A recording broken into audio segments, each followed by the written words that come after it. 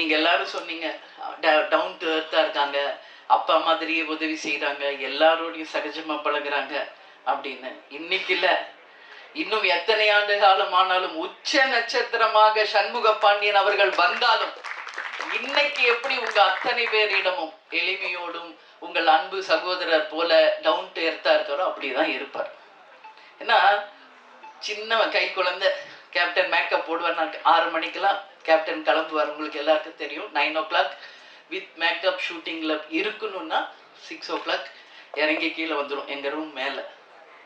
கை குழந்தை அவனை தூக்கிட்டு நானும் கீழே வந்துடுவேன். ஏன்னா அவருக்கு நான் டிஃபன் கொடுக்கணும், அவருக்கு வேண்டிய எல்லாம் செய்யணும்னு. அப்படியே பார்த்துட்டு இருப்பான் அவங்க அப்பாவை.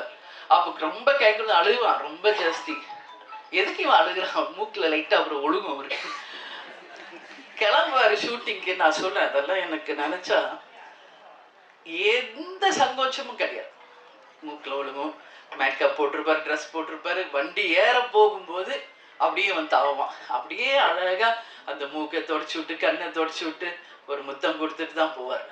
அதே மாதிரி தான் விஜய் பிரபாத்.